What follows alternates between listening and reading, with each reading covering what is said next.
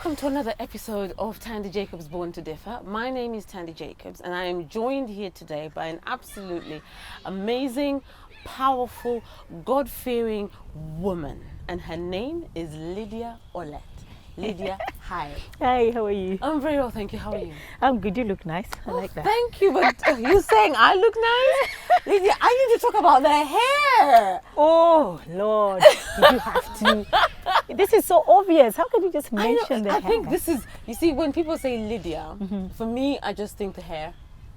That is like your trademark, isn't it? Because red, I've heard colours speak a lot. Colours say a lot of things, isn't it? What does red mean to you, and what does it say to you? Okay.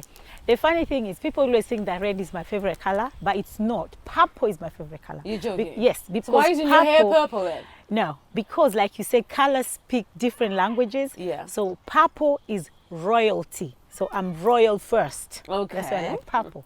Now, red is power, authority, oh yes, and standing out. And confidence. And confidence, because I don't believe in fitting in. You know, people who say, oh, just go fit in. No. No. I'm not fitting in. I'm standing out.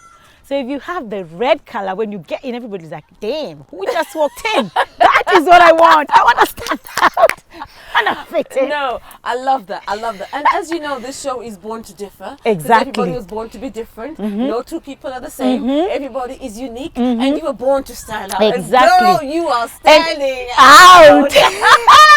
You know, when you told me that, when I read your Born to Stand Out, Born to be Differ, Born to Differ, I was like, damn, this is me. Because this show is just, Lydia, come on, this is you, because I'm different. Exactly. And I don't follow the crowd. No. I just do what I think that will make me happy. Provided it's not annoying somebody else or I'm not offending anybody. Yes, we still respect people.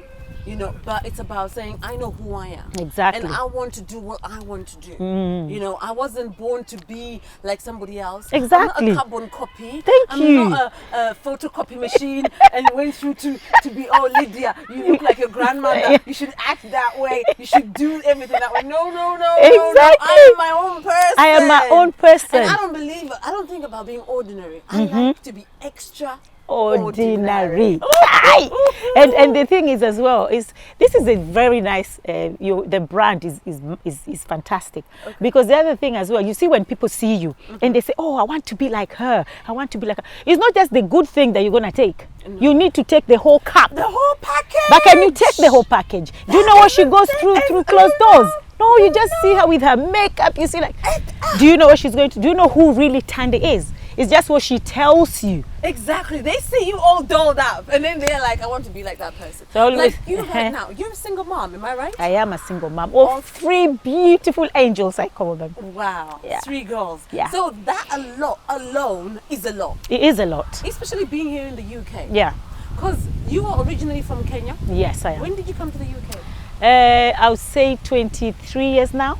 23. You've been here for 23 years? Yeah, in December it will be 23 years. Wow. Yeah. That's a pretty long time. I want to go back home. But the corruption leads me back to this country. But you miss Kenya, don't you? I go to Kenya 3 times a year. In fact, just before the lockdown, I was in Kenya. So I go there 3 times a year. I love Kenya so much. Kenya's beautiful. I've been there. You've been there? Now, and I love it. Absolutely. I think we should find you a Kenyan man. You were saying that? You do know I've got somebody. Oh my God. Anyway, you know what? We're going to come back to the show. We're going to take a short little break and then we're going to come back and we'll talk about more about what you do and what the plan is for the future. Okay, cool. We're taking a break. Thank you.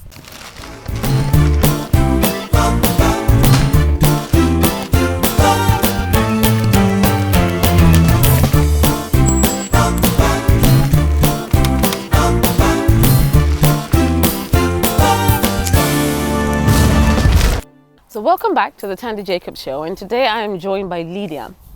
Now Lydia, you in Kenya, you have a project with Shama School. Tell us a little bit about that. Well, I do work or help 3 different charities in Kenya. Okay. But these 2 are just charities, but this one is a school. Because I believe as much as you give people clothes and shoes, because that's what these Oyibo people go and do in my country or in Africa in general.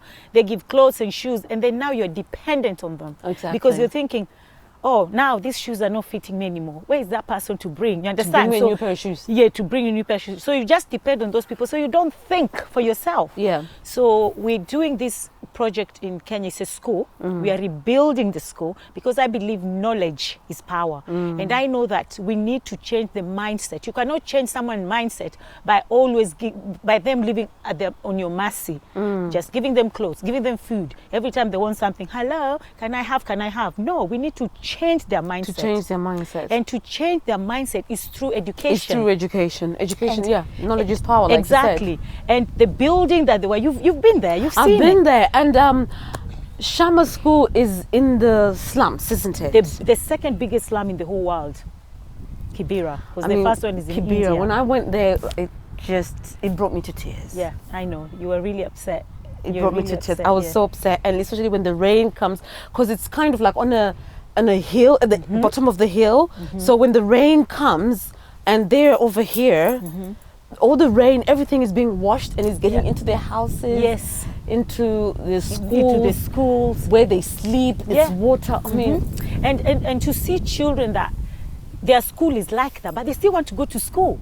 Yeah. Can't you think and say, okay, let me help these children that when they're in school, it's their safe haven. You understand? So if you make the school so different from their houses or from their homes, then that would be the safe haven for them. So they will want to come to school all the time. Because who doesn't want to go to a safe place all the time? Exactly. So that is why I am urging people, stop all these clothes and shoes and you're laughing, you're thinking you've achieved something. You've not achieved something. Let's change these children's mindset. Yeah. That's why when you were there, we did a workshop with them. Oh, yes. And did you see how important it was? It was absolutely amazing. Exactly. It was. Exactly. So I think changing people's mindset. So that school in Kibera, we're really trying to rebuild. I know you guys have donated. Yes, you've donated something, which is good. Thank you very much for that. Oh, but we're still looking for more to build the school. And now because the schools are closed in Kenya, so this is the best time to actually rebuild it. So when the children go back to school in January, they'll see change, big change. I think you're doing an amazing job, and I could see how they appreciate all the hard work that you're, and everything that you're giving them, the donations that you're getting from everybody, because you reach out to a lot of people, and you are doing an absolutely amazing work. And yes, I'm looking forward to coming back again to Kenya this year sometime. You're welcome. And definitely I will be coming back to see what's happening and what more I can be able to do as well. Now, you are also the founder of Kenya in the Park? Yes. Ooh. Kenya and Friends in the Park. Kenya and Friends. So you're not left out. I'm not left out. I'm from Zimbabwe, so I'm your friend. Because if I say only Kenya in the Park, someone say, but I'm not a Kenyan. Yes. So I'm not, no, you're a friend of Kenya. Or you hate Kenya. And they'll be like, no, I love Kenya. Okay, come along. You're a friend of Kenya. I must say, I like how you walk around with all the bracelets, all representing Kenya like that. Yeah, because this reminds me, sometimes you want to forget because we live in this country too much or too long, and then you want to forget. No, this one brings me back to reality. This is the boldness and the confidence. Yeah. I mean, I'm from Zimbabwe, and I don't have one. I think we probably need to get somebody to make some, and then I will buy and I will walk around with the Zimbabwean one confidently. But yes, so Kenya in the Park, tell us about that, and where did that idea come from? Kenya Park and Friends. Okay, well, what I always say is there's nothing new under the sun. Everything somebody has done before. Yeah. But when you want to do yours, just make it unique, and different and special. And the thing as well that makes events stand out is you must have a story behind it. Yes. If there's a story behind something, it will succeed. It will. Because the story will drive you. The story is your passion. The story is your motivation and inspiration. Every day you think of that story, regardless of whether you're making money or not, you will get up and you will do it. So the reason why I used to go to Ghana in the Park, or Ghana Party in the Park, because I'm a dancer as well. I dance, I do so many things. Yes, so we used to dance in Ghana in the Park. And I was just thinking, what? Can I do something like this and bring Kenyans together? But I didn't have the motivation. I didn't have the reason why. But one day there's a girl, she's 28. She committed suicide. Oh. And when she committed suicide, she's that Kenyan. here? Yeah, here in this country, Kenyan. Okay. And she left a note and she said she killed herself because she was lonely. And the weird thing was she actually prepared for it because she did her nails, her makeup and everything. So she was actually doing something that she knows, okay, I'm doing this, I'm going to die because I'm lonely. Oh, you understand? And we know that this place is home away from home. Yeah. You can be very, very lonely in the You diaspora. can, That is you something that can. we all know. This is not our country. Yeah. It's not our place. You understand? And then that was the motivation number one. I was thinking, this cannot happen. And then before the thought even dropped, another woman, a Ugandan woman, died. She did not kill herself. She died in the house of starvation with a 5-year-old. Oh no. So she died, and then I think it's 5 days later, the daughter died. So they found them in the house, they were all dead. And I was thinking, no, this is enough. So where was the community? Where was they call themselves community leaders? Where were they? You understand? Yeah. Where were the friends? Where's the family? How can you die of starvation for starvation? Here in the UK. Here in the UK. Places. And they showed a video. She went to church, they didn't help her. She went to, there's even time they were showing her in the bin, collecting food in the bin. And she was HIV positive. And she also had, so I think she even stopped taking her tablets and everything. Right. And she was found in the house dead, and that's when I said, you know what, that's it. I'm going to do this. Because I've had this in my mind. You know, when a woman is pregnant for 9 months, I was pregnant for 3 years. 3 years with this. Okay, if that was a baby, that would have been something. I know. So I was like, no, I'm going to do it. So I now started calling people around and thinking, what do you think? Do you think this is a good idea? And my angels, that's why I called them my angels. They said, Mom, you're telling the whole world about this thing. One day somebody will just do it, and then you can never say it was my idea. So you have to do it. So I said, okay, you know, I'm going to do it. But how am I going to do it? I don't have money. I don't have nothing, you know. But God has given me this gift that I can just, anything to do with performing arts, events, I can just arrange, even if it's 1 million people event, I can do it by myself. Wow. That's a gift. It is a gift. It is a gift. So I went to the embassy. It was my first place. I went to the embassy. I told them, and I'll never stop saying this because it's the honest truth. Yeah. They laughed and they told me, "You're not gonna do it. You're not gonna make it." They said, "We've tried something like this before and it didn't work. What makes you think that you'll do it?" You know what I said? Because I'm not the embassy. I am me. I am not the embassy. I am not the embassy. And when I left that building, I was so disappointed. But I said, you know what? I'm going to turn this negativity into positivity. Yeah, and I'm going to show them that you cannot bring this woman down. She's going to do it. Yeah. And I said, when I went knocking doors for all these sponsors and everything, and they were asking me, so how many people are you expecting? I say 4,000. How are you going? I say, I don't know, but I'm going to get 4,000. So everybody was like, nah, because I didn't have a plan how I'm going to get this 4,000. It was just a passion. A passion and that was building inside, and you wanted to execute it. I will get this 4,000. So I made 20,000 flyers. All those 20,000 flyers were given out. Me and my children, we had no break. Every Saturday and Sunday we went to events, gave the flyers. My children were like, Mommy, today is Saturday again. Yeah, we're going. So we went on Google, got all the events. There's no event we didn't go. Wow. Do you know the first time how many people we got? 3,500. No. The first time we did Kenya in the Park. 3,500. And it was raining. It's still okay. When the ambassador came, all he was saying is, Lydia, where did all these people come from? I said, it's God. That's where it can only be God was born. So I say it can only be God. So it was like, so on Monday 9 a.m., who phones me? The embassy. Really? Congratulations. We are sorry we did not believe you. And I love the fact that they accepted. I hope they gave you a fat check. You know, a fat check to I we are happy for what you have done. I wish. But for them just appreciating and acknowledging the fact that they were wrong. Recognizing that there is somebody who is able to do this. Yeah, that was enough for me. So when did this then officially start? When did you start this? 2015. 2015. Yeah, that was and the first since year. Then, year after year, it goes up every year, and we do it. And now we have more people on board. But this year, you know what's happening. I know. But I said, because what I do, I look for problems, and then I find solution. And then I asked God to help me execute it, that solution. Of course, God has got to be there. So now everybody's cancelling events. All the events have been cancelled. This is cancelled. I said, no. I'm not going to cancel Kenyan Friends in the Park. It is happening. Some people are even telling me on Facebook, Lydia, why? Be realistic. It's not. I say, you know what? Your own. That's your own. It's not going to happen. Mine is going to happen. So you have your own opinion. I have my own opinion, which everybody's entitled to. Yes. You understand? So I said, we're doing it. So I started calling right, left, center production teams in Kenya. Where? It's happening. Virtually. I have seen it. And we have people performing. We have artists performing from Kenya. We have 10 different artists performing. We have storytelling. Wow. We have people presenting their businesses. We have, come on. And it's 2 days. And it's 5 hours every day. The only thing is, we're not going to be in a park. Yes. That's the only thing. I think obviously because of COVID, a lot of things have had to change. Yeah, but the fact that you have found another way to do it is a fantastic thing. Yes. No, well done. Well done. Thank And you. I look forward. I was coming this year. Yeah, I know. Because last year I wasn't able to come, but this year I wanted to come. Why didn't you come last year?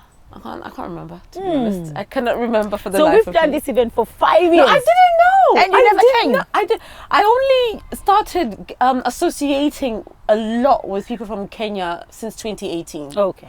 And from the first time I went to Kenya in 2018, from then on, I have been attached. I've been hooked, and I love it. Okay. So I am still. Okay, I'll forgive you. I'll forgive you for that. Have you been to Zimbabwe yet? Exactly. Let me drink So my let's water. not talk just yet. Now, we're going to take a break in a few minutes, but when we come back, I would really want to know about how you ventured into Nollywood. Wow. Okay. We'll be back. Thank you.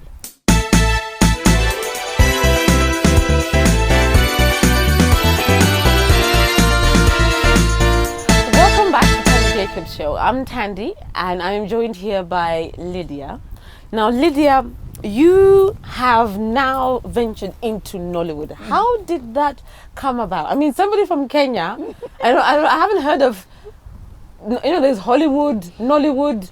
Zimbabwe hasn't got its own hood, or Kenya. But how did you manage to penetrate that? Tell us about that and the movies that you've been doing so far. Yeah. I'm a community person, and I don't just work with Kenyan community. I work with the whole community. So I went to watch a Nollywood trailer one day. I went to watch a premiere, and I met this lady. And that's why I always say, just be good to people, because you don't know who you're talking to. Yes. Let me just divert a little bit from that. One day I went to that being good to people. I went to receive an award, and we were seated on this table with this lady. I'm telling you, I was trying the hardest to talk to her. The lady totally ignored me. Oh. She was on the phone. She totally ignored me. I was like, And then I said, okay, let me mind my own business. And then when she had my name being called to go and receive an award, now you want to be my friend? Oh. And then look at how God works, my darling. She was actually looking to get somebody who knows someone who deals with Kenyan Friends in the Park. And she was talking to the CEO, the founder. She was ignoring me. And she was sitting with you at the table. She was sitting with me, so I could have given her whatever she wanted. And then she was like, no. So she followed me everywhere. She wants pictures, everything. Now I said, I'm not going to ignore her. So that night, I just became a friend, and she gave me her number. But the minute I left there, block, delete. I don't deal with people like that because you're fake. Totally fake. But I made sure she took my picture, so she'll be remembering, I'm looking for this woman. You won't see me again. so that was it. And I was thinking, you just be nice to someone, because you don't know who you're talking to. It doesn't matter. They don't have to drive a nice car, live in a nice house, or look your type of person. Do you understand? Yeah. So how I ventured in Nollywood, I know you asked that. Sorry, I had to divert a little bit. Yeah, tell us a little story. Yeah.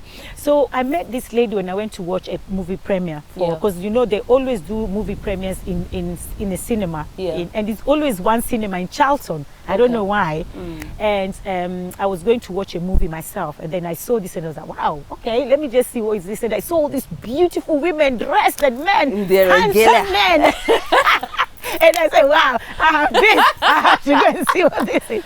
So I went and I saw, and I started talking to them, and I said, I'm from Kenya, and they love Kenyans, they love East Africans anyway. So we talk, and then this woman, she just looked like she's not all that. I don't know her. And she just said, oh, where do you live? And I told her. She said, oh, she lives around there, if I can give her a lift. And I was like, oh yeah, why not? I'm going there. So we Let's spoke, dropped her. When I dropped her, she was like, oh, you're a very nice person. And we don't have Kenyans in Hollywood. I said, Now, what do you want me to do? You want me to start, just to start acting in the car right now? And she was like, okay. So she gave me details, and that's how I started. Wow. And then I met this other woman called T.Y. Moore. I love that woman so much because she pushed me. She said, so, because I'm a theatre person anyway. I'm a director and a producer of theatre, not movie. I've never done movie before. Theaters, but theatre. So when I met her, she was like, what do you mean you just do theatre? You can write a movie. I said, no, I can't. I've never done it before. She forced me to write this movie. And my first movie that I wrote actually took me to Nigeria. No. Because it was nominated and he went to go and show in Nigeria. And I went to Nigeria for the first time. I was there for 2 weeks. But I starved. You know why? Because I don't eat pepper. These people cook with pepper like they want. They do. They do. You're eating and they're like this. With I was water. like, nah, I'm not doing that. So. Okay, wait. So let's, just before we go, don't go too fast. Let's rewind a little bit. Okay. So you, for the first time ever, you wrote a movie. Then it was nominated to be one of the best movies. Featured in Nigeria. So because of that, they had to take you over to Nigeria. Yes, so I went to Nigeria. And you were there for 2 weeks, and your movie is now being acted? Yeah, it was featured. It was featured? Yeah. That is amazing. And I was a non-Nigerian person. Non-Nigerian person. And the other thing is they really love me. They because I don't cause any problem. If this one has problem with this one, that's both of you, your business. Yeah. I don't get involved. And they just like because I'm also the only Kenyan. So I'm the only They will Kenyan accommodate well. and everything, yeah. isn't it? Yeah. But they're really nice because they let you in. They don't really let people in. But once they let you in, they actually let you in. They're not fake. Like some people will be like, oh, let her in, and then they're like this. No, they let you in. They let you in. So in fact, my other movie is showcasing this Sunday on the 12th. Is that the one? I think I saw a trailer. Yes. That you posted on Facebook. Yeah, it's called a trailer. Good. Yeah. So that's our second movie in Nollywood Trailers TV. Yeah. So that's the second one, Nollywood Trailer TV. Another one was 3 weeks ago. And then now there's another one showing this Sunday. That is amazing. Yeah. I mean, really Lydia, nice. I am speechless about how, and also it's a gift because I can see that there is a lot that is inside of you. You're a very bubbly person, you know, full of energy, you know, and the red also makes you have energy. But it's the connections. I'm a person who believes in divine connections, that you, like you were talking earlier on, that you never know who you're going to meet. Yeah. And that person will take you to the next level. So I believe in divine connections. And this took you to the next level. And from just dropping off somebody, giving her a lift, your generosity has now landed you over to be writing movies that are now being featured in Nigeria. You're being taken to Nigeria. You're now acting and in Hollywood yourself. That is amazing. I'm sure your children must admire that. Yeah, they do. Even the other movie that we did was actually in Yoruba.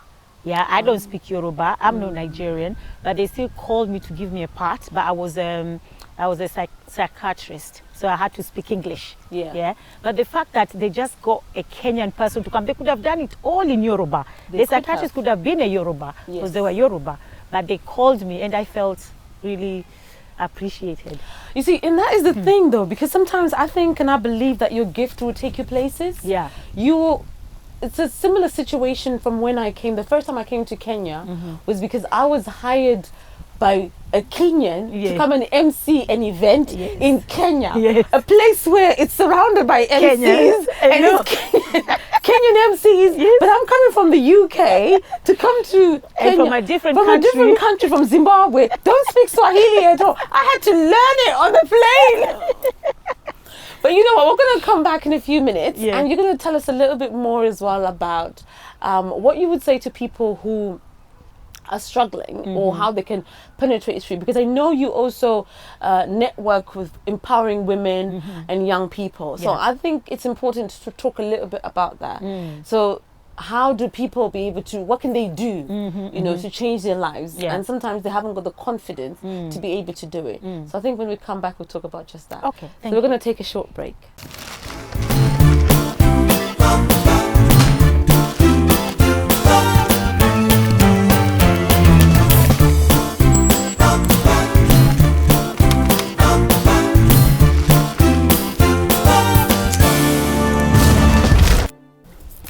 welcome back to the Tandie Jacobs Show. And I've been discussing here with my lovely guest, Lydia, who has now penetrated through the market and is acting in Nollywood.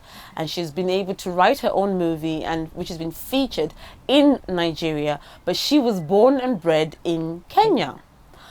What would you say to somebody who has never been able to, let alone leave their own country, or to make it in life? What would you say to somebody? How would you encourage them? Because for you to leave Kenya, come to the UK, and now be doing some work in Nigeria, which is another foreign land and culture. I mean, you talked about the food earlier on, which is full of pepper, you know. But what would you say to somebody? How would you encourage them? Somebody who is struggling, what would you say?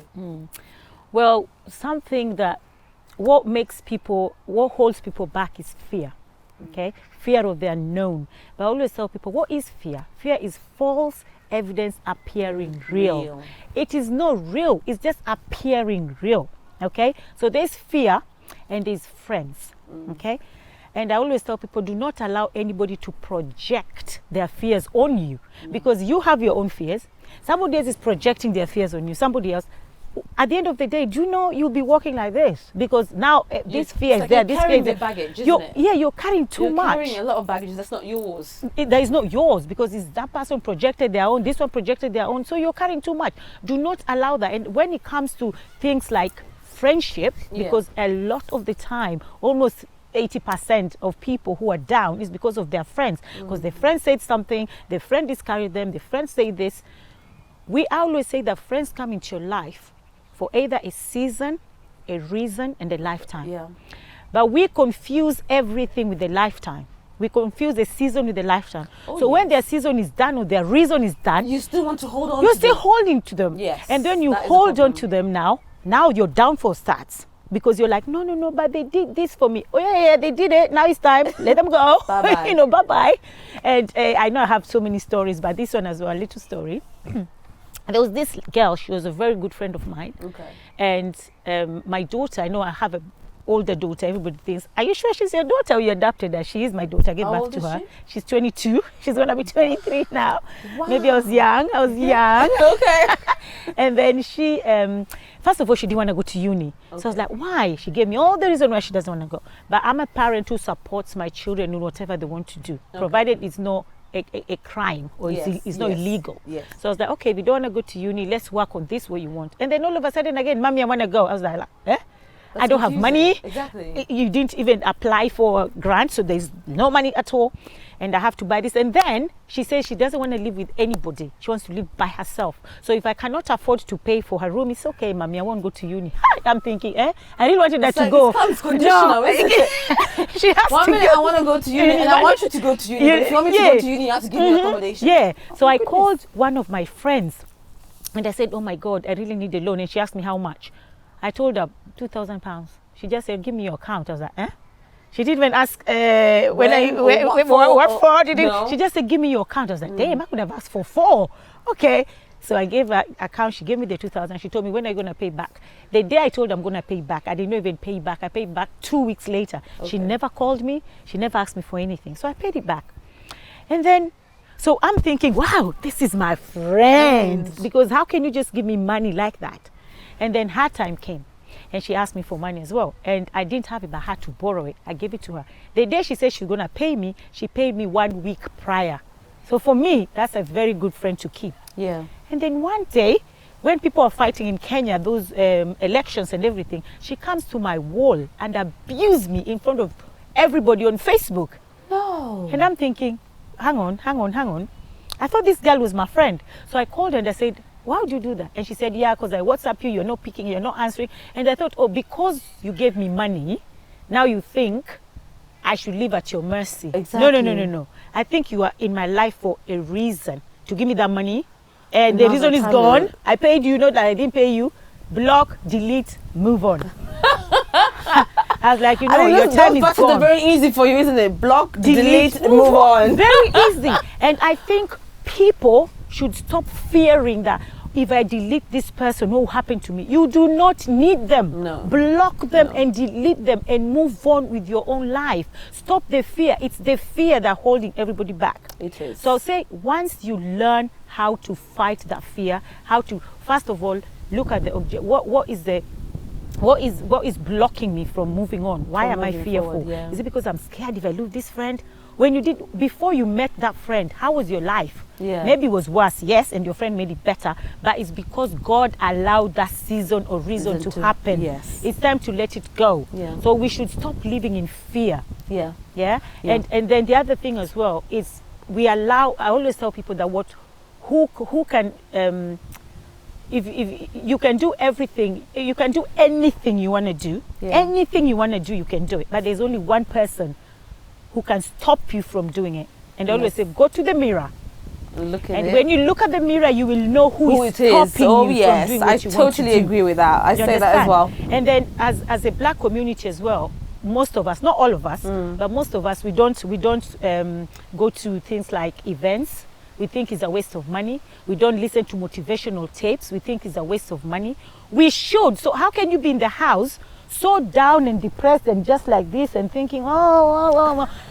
But then somebody tells you, just listen, and you're like, no, why am I listening? Those things actually lift your spirit up. Yeah. Because I always tell my children, listen to a motivational speaking tape every day. Yes, I know the people who did it, Yeah. but it's the same people. Is a doctor not a person? When you're sick, don't you go to the hospital for a doctor to treat you? Exactly. So it's the same thing. People who are talking about, there are people who are gifted to motivate, to inspire. They are gifted. They are gifted. So yeah. listen to those things. If they have seminars, attend the seminars. Yeah. You understand? And you come out from your shell. Come out. Stop living a pity party. You're always, oh, give me, do for me, give me. No. You too give. You to give and do For someone. So what did you go through in your life that you could say, this had a major change in my life? This is what shifted the way I used to think or the way I used to operate. What a struggle or challenge, should I say, did you encounter, which you were even able to say after this is when, I mean, it's okay to talk about mindset, because a lot of people believe in going to work 9 to 5, and that was fine. That's also okay. But then there comes a time where you think, actually, I want to do something else. And there's always that light bulb moment. There's always something that kind of drops or that's happened to you that will make you change the way you think, will make you change what you want to do or how you look at things. And what was that happened to you that you could say that, Tandie, at this time this happened and I changed or I shifted the way I used to think? Well, I've always been self-employed. Yeah. But even though because I said I'm not working for anybody, so I've always been self-employed. And I was working for this guy, even though I was still self-employed, because he would call me, but it was always like Monday to Friday Like kind a of thing. contract kind of thing? Yeah. Okay. And I used to do so much, because even the people who used to work with me were like, Lydia, you don't have to do this and this and this, but because it's my passion, everywhere I go, I always make sure that I do the best or I don't do it. Yeah. And when I'm doing it, I don't do the best for my boss, I do the best for God. Because I know that if I do my best, if I have something else, people who are behind me will do the best for me, even though I don't see them. Yes. You understand? Yes. So that's how I've always been. And then one day, this guy just stopped calling me for work. He stopped calling me. Don't forget I have rent, I have bills, and he just stopped calling me. So I thought, what's going on? I called him, he didn't pick up. So I called my other friend thinking, oh, maybe we are all not being called. Yeah. He said, no. I've been going to work for 2 weeks, because it's 2 weeks the guy didn't call me. And I said, oh. So it's just me. So it's just me. So what did I do? Yeah. He cannot even say what I did, because he's not talking to me. So I sat down and I said, that's it. I will never, even if I'm self-employed, work for somebody else. I'll be the one employing people and calling them, come to work. Do you understand? And that is when I just said, that's it. I've had enough, I'm done. And that really changed my mindset. And I know some people be like, yeah, but you need to pay your bills, you need to pay. So I went on this income support, they call it. And I said, I'd rather go for this and get the little money and get satisfied with it for now, and be building myself, because I'm not going to work for anybody else. No. So I was content with what I have, which is again another problem, because we're never content with what we have. Oh, no. That's where we say, I'd rather just beg or go to work. And I said, I'm not working for anybody. So Slowly by slowly, I started buying my own drums. I bought 64 drums from Ghana. Drums? Yeah, drums, because I teach drums in schools. All right. Yeah, and I bought all the materials that this other guy had. So I was like, okay, you're playing it, right? Bring it on. And I'm so happy that he even did that, because of what he did made me to be somewhere else that I wouldn't have been if I was still working with him, because he was taking all my time. You understand? But now I'm free. You're free to do what you want. I'm free to do what I want. So I bought the drums from Ghana. I started learning how to drum. I started learning how to make all this. You see, like these small ones, I make them myself when I go to schools with children. Okay. I went to learn how to do storytelling, so I do storytelling. So I just, everything he was doing, because it's my passion, I was like, I was serving somebody like a slave, and yet you didn't even see it or appreciate it. Now let me do it for myself. So that's how I started my Laika Dance Unique 2008. To now. Okay, now take a break for a minute, because I want to know, you said you bought drums from Kenya? From Ghana. And you play the drums in schools? I do play Or drums. you teach them how to play them? So what happens is, when we're going to schools, I take 32 drums in school. Okay. Yeah, and then I have my own drum, and then we have children sitting around. Wow. So I teach them. It's a workshop. So we do workshop for 1 hour. So I teach them. So this is like an after-school club that the kids... No. They do curriculum now. Okay. In schools, they have African time as well. Like if it's African Day, so once a week in each school they have African Day. So I'll go to the school to do storytelling. So each school decides what they want. Some schools say, oh, we just want storytelling. So storytelling, especially for the young ones. Yeah. Or some schools say we want mask making. So I do mask making. Some say they want tie-dye or collage. They want collage. Like if it's a special school, we do more of mask making or collage. Okay. So I do all that. So I had to learn the hard way, just because I was fired. Or I don't know what he did. Fired me. I said, I'm not. Or maybe your contract was terminated unknowingly. Unknowingly. Like the way Trump does it on Twitter. You are fired, don't come back to work. So that's what he did. Okay. And I'm like, seriously? So that changed me. That changed you? Yeah. I like that. What is the future? Where do you see yourself? I mean, you've now penetrated into Nollywood. You are in the schools as well, as you've said. You've got Kenya and Friends in the park. You're building. You got involved in charities in Kenya, and you're assisting to rebuild a school in Kenya. What is it that you've got? I mean, you've got a lot already on your plate. But I feel like you're a person who's got so much already coming forward behind you that you can be like, Tandie, this is what I've got lined up. What is it that we've got? Well, now what I'm digging into now, it's insurance, because I do that as well. Okay. And the reason why I tapped into insurance, like I said, I always look for problems. There's a lot of African community when they die, so in Kenya, East Africa, and then they have this GoFundMe. Yes, it does happen. Yeah, it happens a lot. And when I saw that, and then I saw sometimes people are being begged, oh, can you please give £5? This person won't be taken home, and then they are buried here, but they really wanted to go home, but because the money was there. So I was like, seriously, what can I do? God, please, insurance, life insurance. Okay. And I called them. And I was like, oh, I want to do this. What should I do? So they told me what to do. They took me for a course to be an advisor, and I went through all that for a month. And then I started talking to my community, and everybody was like, since when? When did she start doing this? She was doing this and this. What are you doing? I said, I'm an entrepreneur. I have to look for places. Look. Oh, yeah, there's a problem there. Come on, let's go. Let's go and do something. So that is what I'm doing now. And I want to talk to a lot of Kenyans. I want to help them. I want them, because when we talked about insurance, it's about generational wealth. That's what we're talking about. Because God forbid, if somebody was to die, which we will all die someday, you leave 200,000 for your children. You leave $500,000 for your children. So if those children as well, they will live for their children. That is generational wealth there. So that is where I am right now, to try and change the mindset of not just Kenyans, but black people in general, because a lot of us don't believe in insurance. So that's the hard work that I'm doing. It is. But I also want to see, in Kenya, I want to see the school stand. Yes. And that is just my passion. Because now I'll tell you, I don't know about the other African countries, but I'll talk about Kenya. Right now, what's happening in Kenya with COVID. Yeah. Girls from 10 to 19 are getting pregnant. Almost 60% of our girls right now are pregnant. Oh, no. So they're saying by the time children go back to school, maybe all the girls will be parents. Oh, no. But they're doing that because they don't have the women. There's no women there to talk to them. Do you understand? There's no women to educate them, to talk to them, to tell them these boys are lying to you. And there's even a girl that got impregnated by a boy in standard 8. What will that boy do? What, Jesus, what will that boy do? You understand? So me, I want to see myself in Kenya talking to these schools, especially schools in slums. I don't care about the rich people because they should deal with their children. So it's these poor places like that Kibera. I want to go there. I want to talk to them. That is just my passion. I just want to go to Kenya, and I don't want a position in government because I don't want to be a politician at all. No. Because they say once you're in there, you join them. I don't want to join them. You can't get out. You can only get out with the coffin. I don't want that. I want to get out alive. So that is what I want to be. I want to be in Kenya, changing the mindset of children in slums. Okay. Yeah, so that is my number one. That is your number one. Well, to be honest with you, Lydia, today has been absolutely amazing.